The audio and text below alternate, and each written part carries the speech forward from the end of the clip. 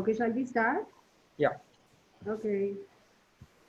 Hello, everyone. Good evening. I'm Jasmine Dastur, welcoming you all to today's webinar organized by WZCC Mumbai chapter. Thank you all for joining us. We are also extremely happy to announce amidst us Mr. Neenu Shroff, immediate global past president.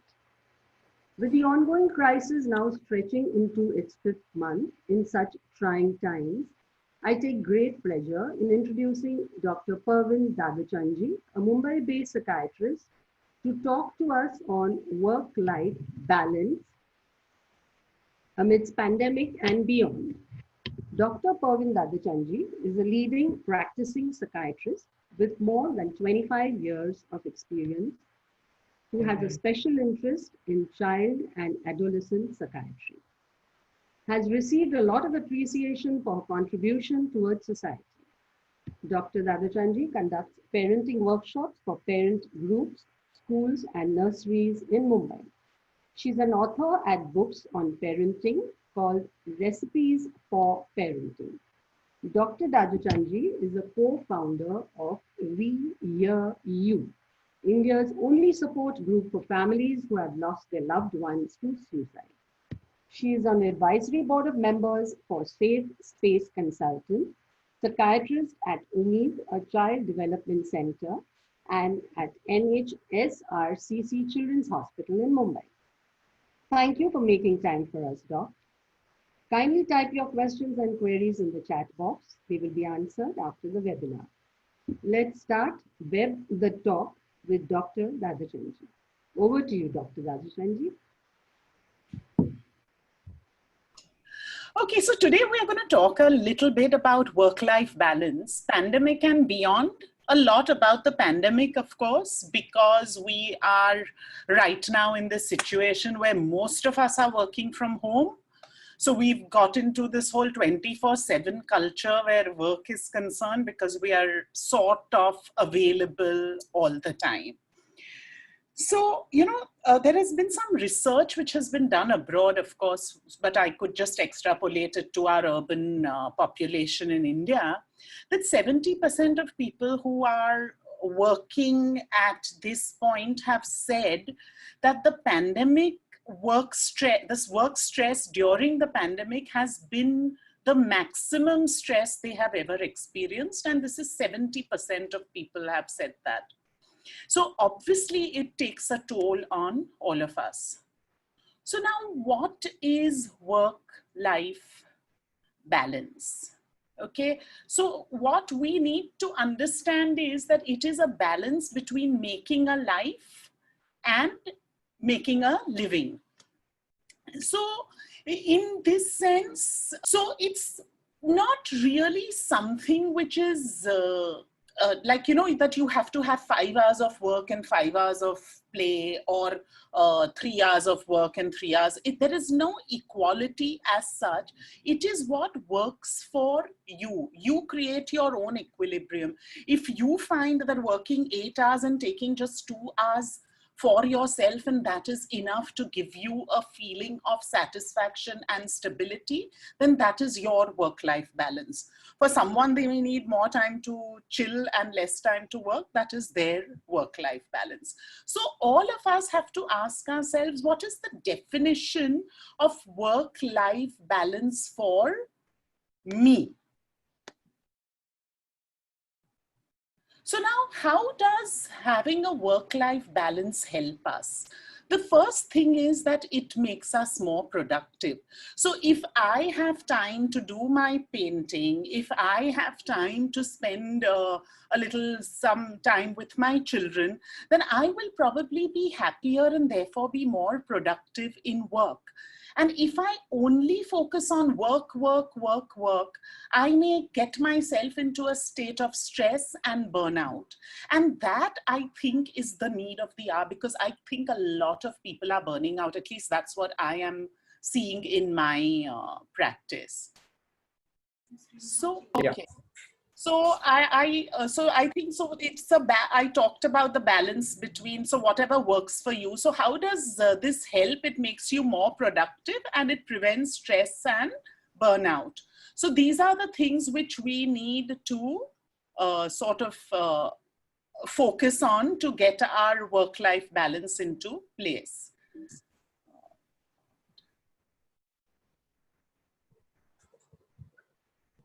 Okay, is the next slide, has it come? What are the theories during the pandemic? Yes, Okay. please go ahead.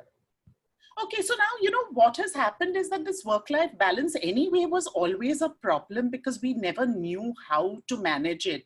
But now, because more and more of us are working from home, it becomes more difficult. So what is happening is that you are, as a person, spending say 10 hours working, but it's not only about working at your desk doing your work. You are also doing things like cooking, you're doing things like cleaning, you're seeing that your children do their Zoom calls, etc. So when we're looking at that, this obviously makes us feel that our life is not balanced because we no longer have a downtime.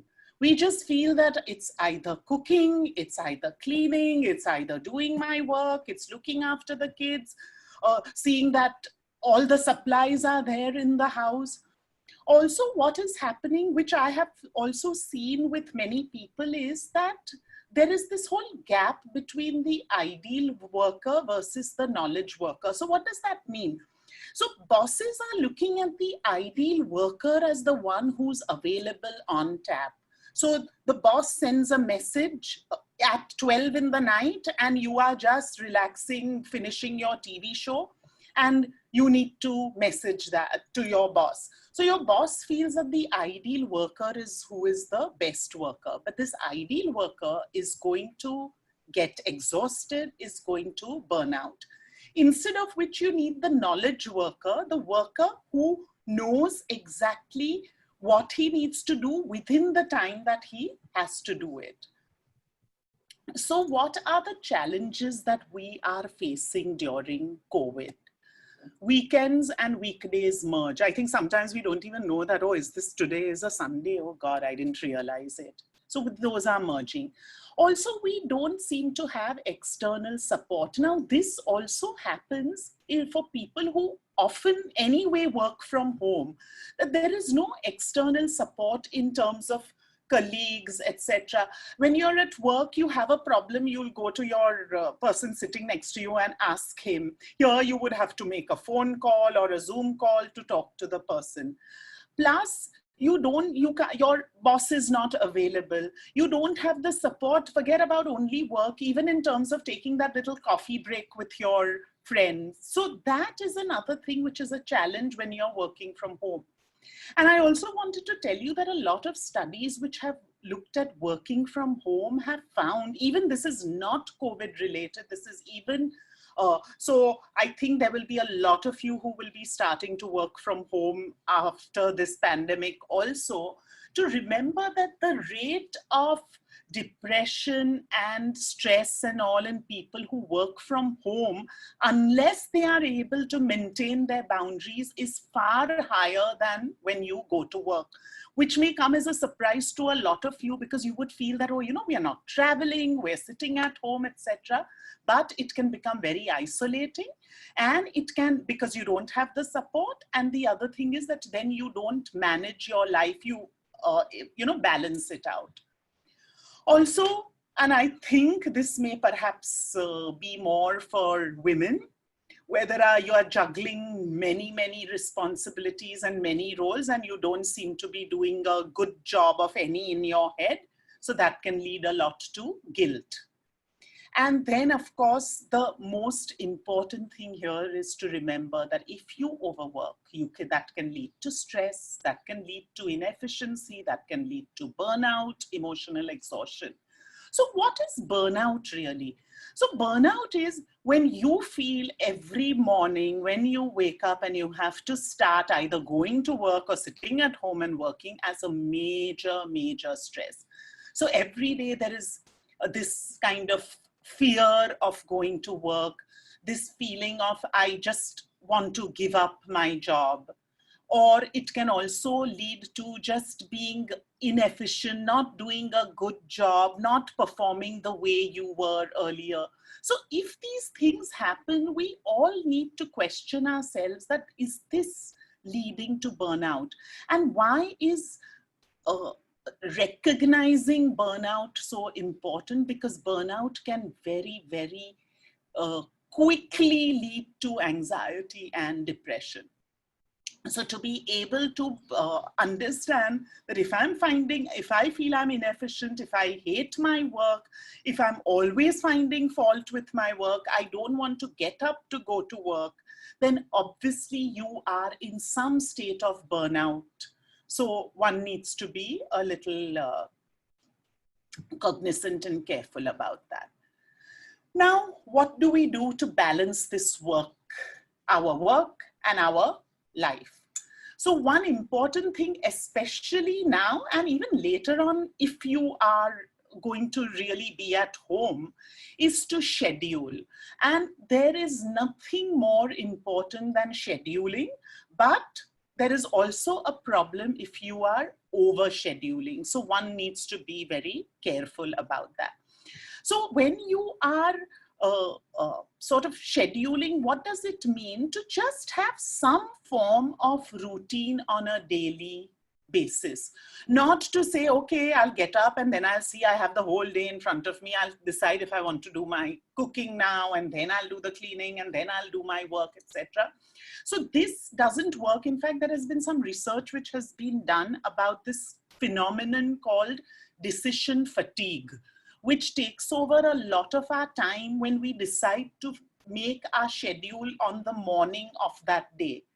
So if you have you can have a different schedule every day, but if you've decided tonight that, okay, tomorrow these are the things I'm going to do. I'll first sit with my child while she's doing her Zoom call in class, then I will be doing this meeting, etc. It really helps to plan that. Also, be careful to set yourself up for success and not for failure. Because what do we often do? We schedule so many things, and then at the end of the day, we achieve probably say 50%. And then you feel horrible, and then you feel a failure, and you feel you're the worst person ever kind of thing. So one needs to be very, very cognizant of that. Also, another thing is, wake up on time. I'm sure that all of us are able to wake up a little later now, which is beautiful. I love it. But to be doing it like, you get up at 9 o'clock, just roll out of bed and onto your desk and start working on your desktop, just sort of brush your hair. I see that a lot with all the patients who I do my calls with. Some of them are like, they've just probably woken up and washed their face and come there. That what happens is then you feel that, shit, I don't have a work-life balance, because when you normally would start, say at 8 o'clock, here you are starting your day at 10.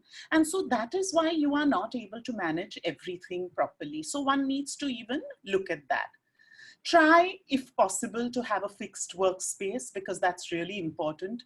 Definitely not working on the bed, because that's just not something which gets you efficient. And when you're talking about balancing work and life, you're also looking at that. So if you are more efficient, you will need less time to spend at work. And so you will have that other life also. Dress code. This is also something which I seem to be saying in all the talks that I have. Again, some studies have shown that your efficiency, your thinking process, your cognition, everything improves when you are dressed for work.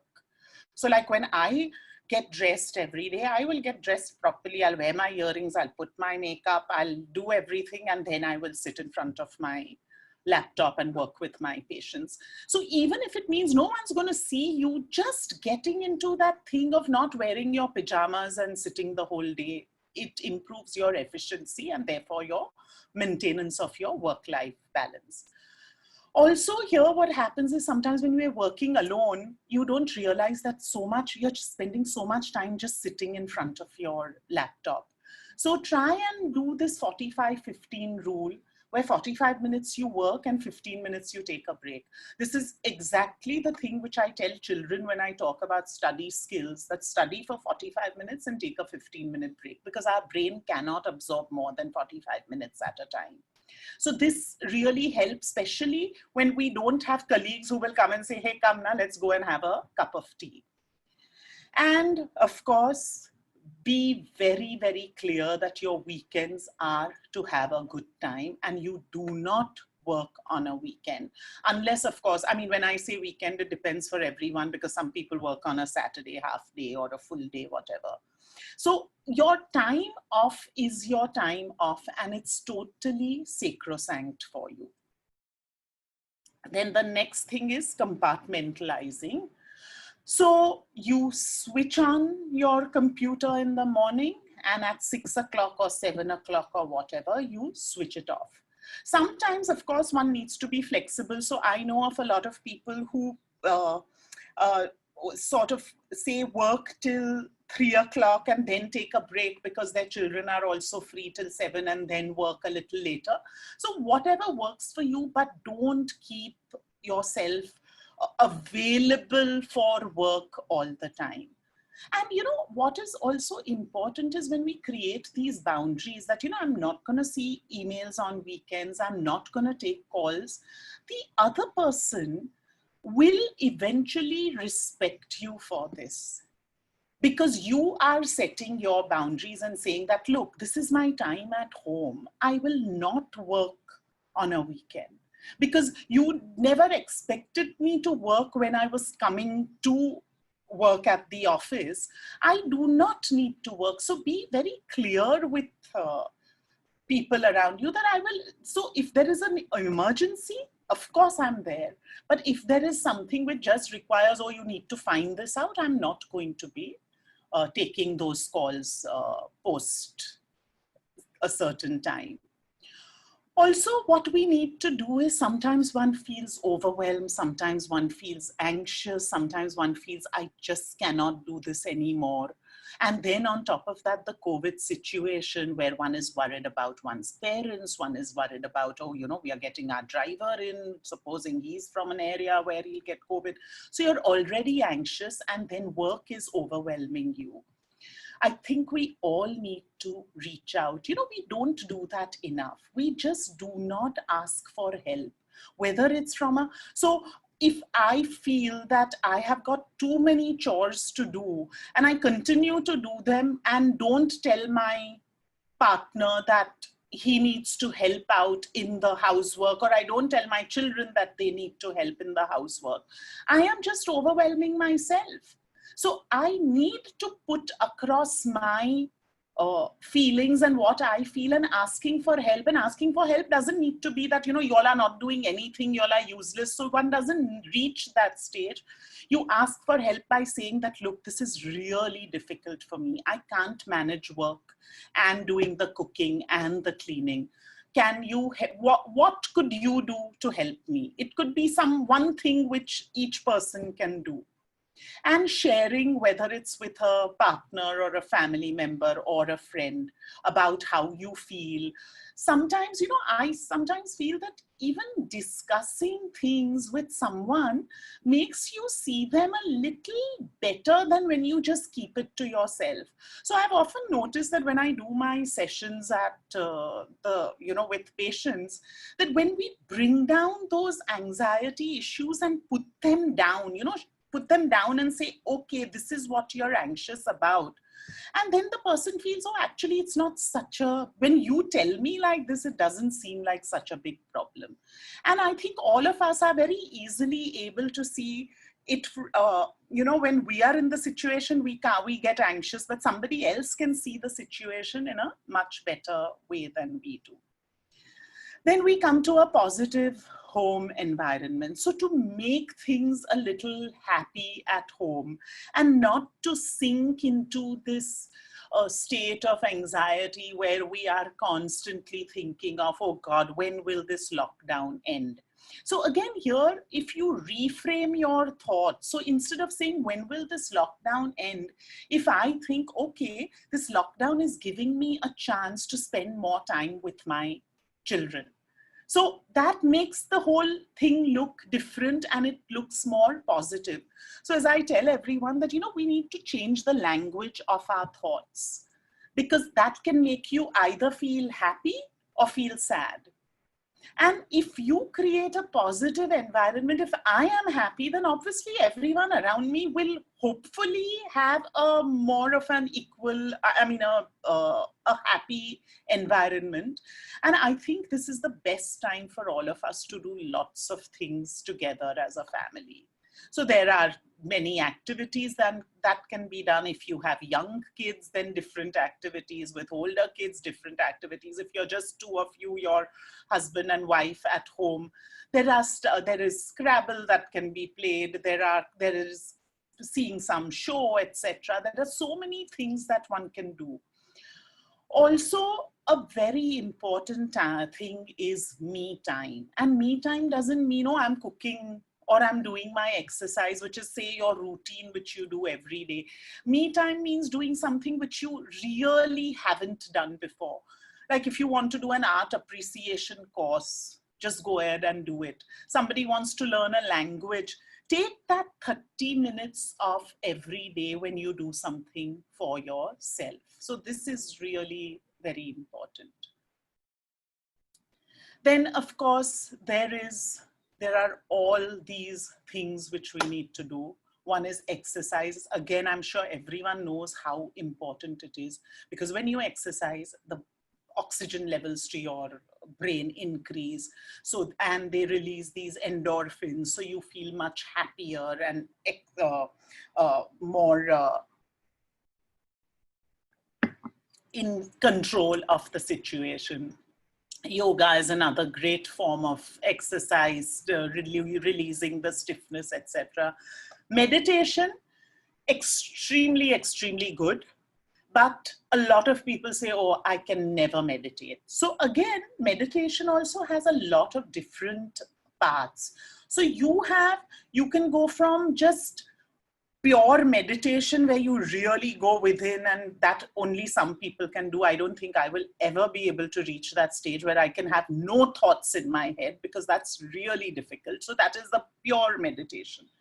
Then you also have the a mindfulness meditation, which has been the flavor of the month or the year or whatever now, which is because there have been a lot of studies which have been done in different universities. At Harvard, they did this study where they found that a meditation on an everyday basis, mindfulness meditation, which is different from the pure meditation which we know of, where you allow thoughts to come in, but then you sort of push them away. So this kind of meditation has also been found to change your brain structure, especially the structures which are related to anxiety. Those have changed because of mindfulness meditation on an everyday basis for an hour for some 8 weeks or whatever. That was the study done. And of course, if you can't do that, at least you can do breathing. We breathe all the time. We can focus on our breathing, because that also can calm us down. Then the next thing is sleep. Again, when people can't sleep, they realize how important sleep is. So to be able to get in a proper good amount of sleep, and again, there is nothing which is right that how many hours should we sleep. So someone can sleep for 6 hours and feel very refreshed in the morning, and someone can sleep for 10 hours and just feel nothing. So you need to work out what works best for you, but to have a proper time for your sleep. So if you sleep every day, try to sleep at the same time. So if it's 11 o'clock, try by 11 o'clock to sleep. Again, that helps you with your routine. One of the things which I forgot to add here, which is also food, nutrition. Especially when some of us are working from home and we live alone, we tend to forget about food, because at work you'll have someone who'll say, come on, let's go for lunch. So to be able to remember to have your meals, balanced meals, nutritious meals, all these will help to make you feel good about yourself. Then this creating a social bubble is what people have been talking about. I think a lot of you would know. So this is for the COVID time that, you know, because we've been told that now people are starting to socialize, right? But you are worried that, oh no, I don't want to socialize because supposing that person has been with this one, that one, whatever. So try to have a few friends or family who you meet and who you know are only meeting these people, because that in itself increases your socialization, which is really important right now. And it also gives you that feeling of relief that I'm only meeting these people. If you can't do this, even just talking to people on the phone, like, you know, sometimes, especially for people who are alone, to decide that, okay, every day I'll speak to one person at least, you know, have a chat with, not your regular chat which you would have with your mother or with a child or something, but a chat with someone at work, or a chat with a school friend who you have found right now, because that also increases your feel good factor. And of course, I think laughing, being happy is something very contagious. It makes us feel good. And laughter has also been found to have, you know of all the laughter clubs, etc., which have, so laughter has also been found to make one feel good. You think a little differently when you laugh, you have a sense of humor, etc. And it's really important at this point for us all to maintain that sense of humor, to go through with this. So I would end with this lovely quote, which I found. Honestly, I don't know who Jim Rohn is, but he's a motivational speaker. But I think this quote was really good, that either you run the day or the day runs you. So it is in our hands what we do with our lives and not in someone else's. So if one can do this, that makes us feel more in control. Thank you very much. Now I will just leave this open for everyone to ask me questions. I am stopping the sharing so I can see if there are any questions being asked. There isn't anything right now. Is there anyone who wants to put in some questions, and then I can see them and answer? Either everyone's gone to sleep. Oh, I got something. Okay.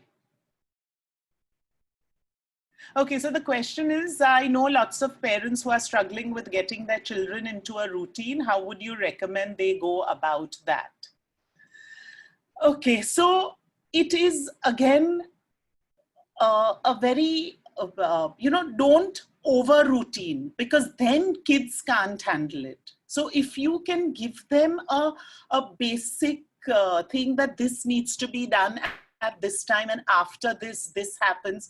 Again, when you are saying this about children, adolescents are a different kettle of fish. So you cannot impose things on them. You can give them a guideline that this would help you because it helps me or it makes me feel happy, but you can't schedule for an adolescent. But for children, if you have certain things, and I think children work much better if you have an activity which they like and then pair it with something that they need to do which they may not like. So that would help them much better.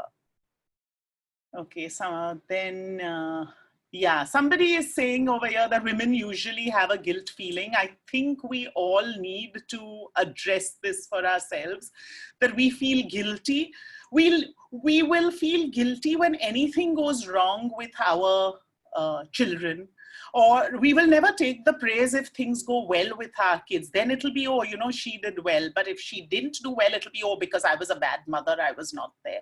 And also to understand that a little guilt is good, because a little guilt may make us do things in a different way, but a lot of guilt is useless. So to overcome this whole thing which is there in our minds, which is perpetuated by society, that as a mother you are a caregiver, not a career person. We need to change that in the world, in the workspace and outside, so that we feel less guilty to have a partner who is equally involved in the children's lives, because you are also working and your partner is also working. Then someone's asking, the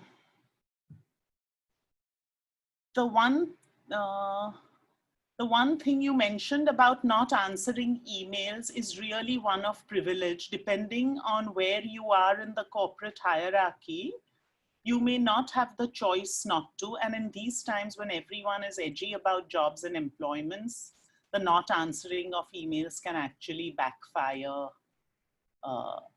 Any thoughts? Okay, I think that's a very pertinent question. Because of the way things are, one does worry about one's jobs. So again, here, maybe, one doesn't need to be very, very, that I will never answer any mail which comes in during the weekend, etc. But perhaps to be a little more aware of which ones you could answer and which ones you could let go. If you feel that you are being bombarded too much, maybe sometimes if you have a boss who you could just talk to and say that, I am facing these difficulties and I will, answer mails at this time. Is that okay? I feel that we need to work around it, because if you, that fear of losing your job and you continue at breakneck speed may not be the best thing for you. You will have no job and your mental health will also be affected. So to find some balance where you answer some, you don't answer some, or you seek help and speak to your job. Then when at work thinking of the family. Okay, so when at work thinking of the family and when at home thinking of the workplace, I think that is where we really need to compartmentalize. And this is where another part of mindfulness works, to be mindful of where I am. So I am at work right now and I just push everything else aside. That this is work and this is what I have to do. Thinking of I have to cook later on, etc., does not need to come in that space, because there have been a lot of studies which have even found that this kind of multitasking, whether it's in your head or you're really doing it, does not work. So even if you get the thought that, oh God, I have to buy that vegetable when I go on my way home, the important thing is to just have that notepad, write it down, and then deal with it. But don't ponder over these things. How can we increase our self-confidence and overcome unnecessary fear? So when you are talking about fear, I guess you're talking about more of the COVID kind of situation. If that is the thing, then what works is to be able to think that there are certain things which are in our control and certain things which are not in our control. So for example, where your job is concerned also, what is in your control is you doing your best at work. You losing your job is not in your control. So to constantly be anxious about that is not helping your work efficiency. So how do you work on that? So supposing it's the job which is worrying you, that I may be out of a job. So while you are working also, that's in your, that, oh, my friend lost her job, what happens to me? So what perhaps would help at that time is to have what we call worry time. So worry time is a time which you designate every day, whether it's once a day, twice a day. I know it is very difficult to do, but if you can work on it, I do this with kids and they seem to be really able to do that. That this is your worry time about whether you're going to have your job or don't have your job, etc. I'm not going to think about it now. Right now is the time when I'm having a good time watching a TV show. I'm not going to think of it. So what you can control, you do something about. What you cannot control, you let go or think of it in that 15-minute or half an hour window on a regular basis. Oh, there's so much people. Please write small things, na? Otherwise, I have to go through the whole thing. How do you suggest one deals with?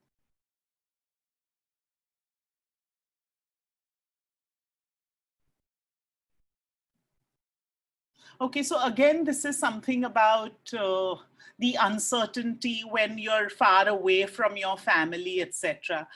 I think there are loads of us who are going through that in some form of or the other. My only thing to everyone is what I tell myself, that however long this is going to take, this is still a temporary situation. This is not our permanent lives. We are going to get out of it. It's only going to take a little longer than what we expected. Maybe what we expected was 3 months and now it's 6 months and it may be a year, etc. But still it is temporary. And when this lady is talking about how you're away from the children, grandchildren, etc. The one thing which you can do is, luckily, because of technology, we can talk to them every day. So do that, connect with them, talk with them. Don't talk about the pandemic. There is so many other little things to talk about. So you can do anything. I mean, I'll just give you an example that we are all in my family, my husband's away, etc. And so what we do is we all have once a week, we have a session where somebody talks about one topic, whichever they are interested in. So for example, I was interested in the Palestine war. So we meet every Monday at 10 o'clock in the night, and we all are on our Zoom calls and we discuss. I would talk about the Palestine war and everyone asks their questions, etc. So there are very many ways in which we can connect with our loved ones, and that is what we need to do and think of this as temporary.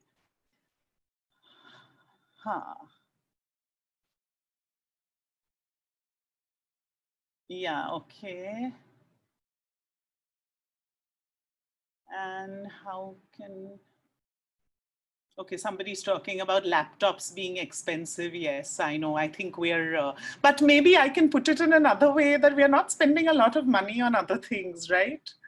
We're not going out, we're not buying lots of things. So I mean, I know that a laptop doesn't necessarily sort of equate with that, but sometimes one just needs to think of it like that, that I'm saving money on this so I can spend on something else. Okay, I think we have gone through most of the questions.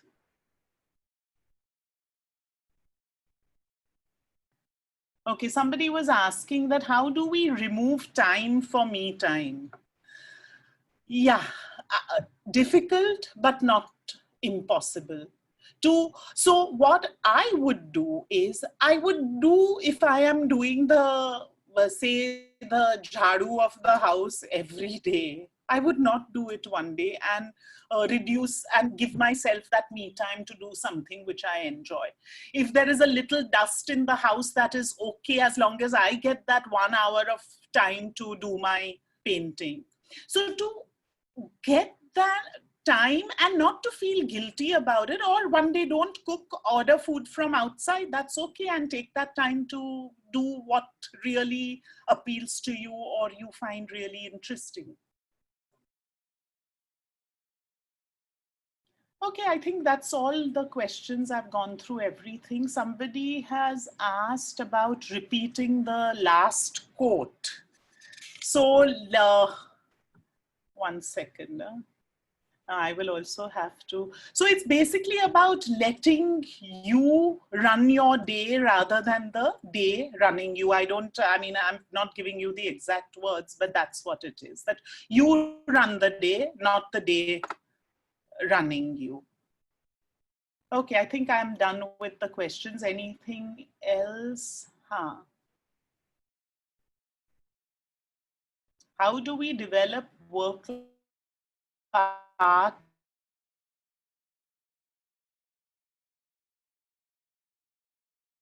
how we can manage to do that? We may not be able to do everything, but at least if we can do a few things. I mean, I've given lots But at least if we can try to do that, to maintain, keep that efficiency and still give ourselves happiness and feel that, you know, I have done something for myself.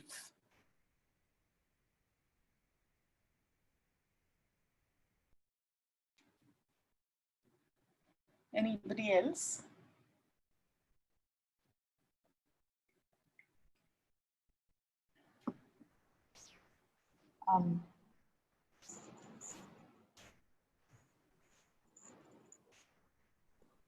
I think if that's it, any other questions from anybody?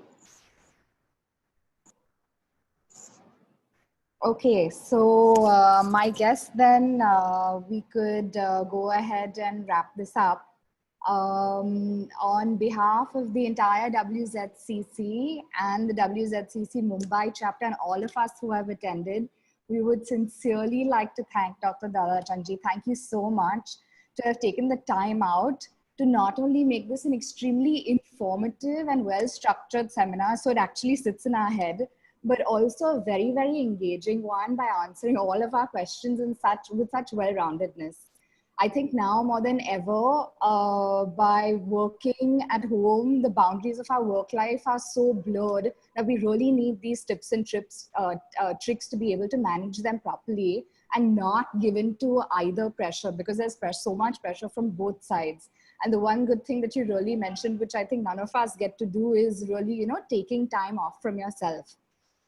So I have actually personally met Pervin. I know that she is a wonderful, kind and compassionate person who cares immensely for her patients.